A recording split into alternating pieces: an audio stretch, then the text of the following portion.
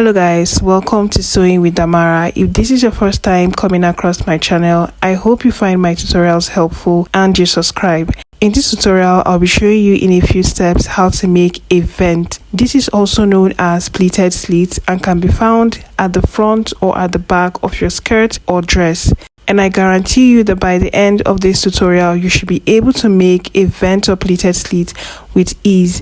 And this is highly beginner friendly. With that being said, let's get started.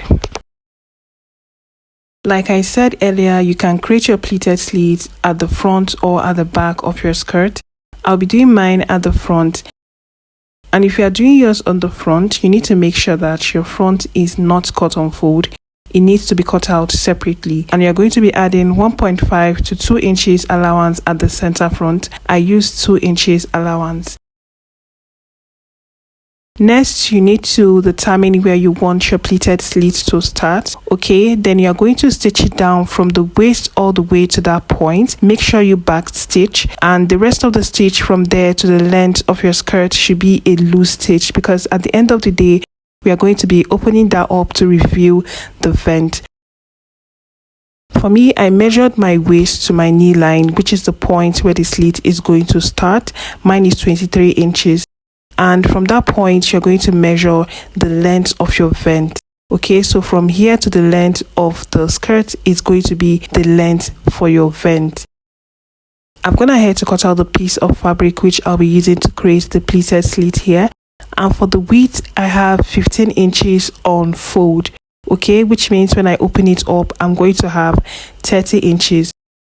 And for the length, it's going to be the length of what you measured for your vent. And make sure you add about 1 to 1.5 inch for hemming allowance. Okay, you can either hem this or you can use a lining to turn it over. I decided to use lining to turn mine.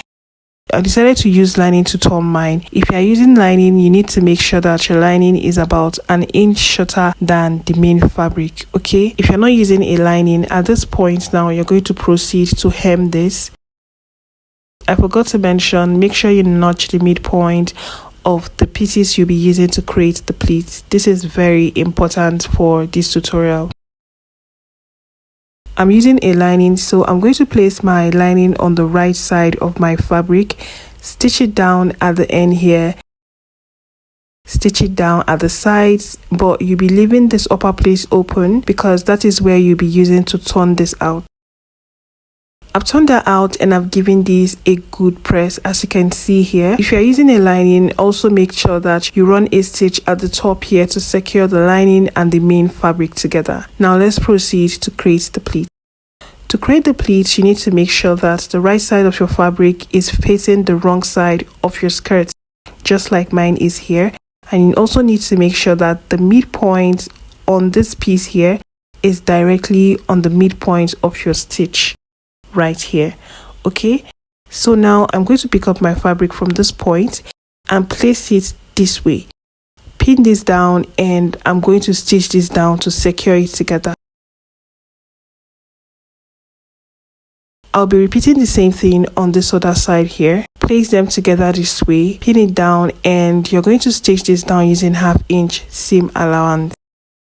After you're done stitching it down, this is what you should have. Now, whatever you have left here, you'll be using to create pleats to fit into the allowance you have on your seam.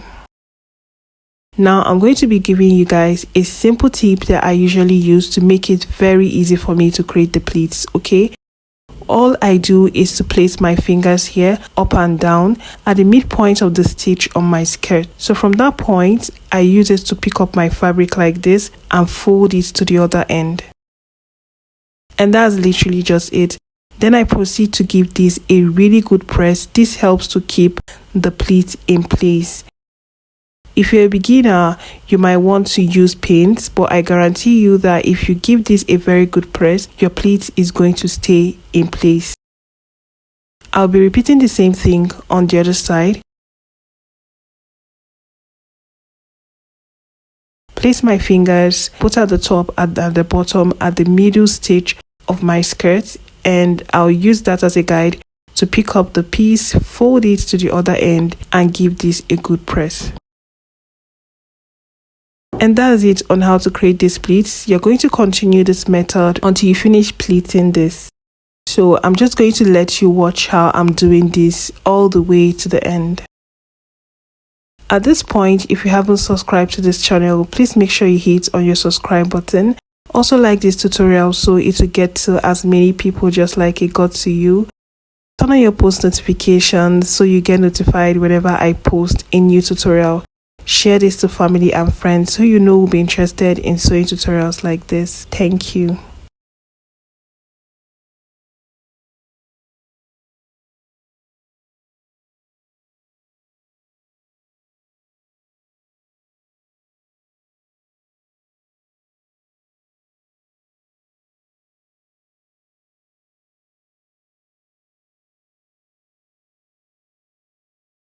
Now I'm done creating the pleats and this is how beautiful it came out. This is very easy to do. If you haven't done this before, it might not be so easy because it's your first time and it's totally okay. Just take your time, okay? Now that I'm done creating the pleats, I'm just going to run a stitch at this upper part to secure everything together.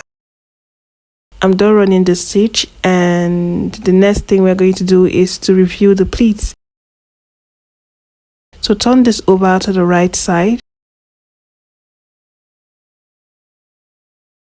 This part here where we made the loose stitch, we're just going to go ahead and open that up.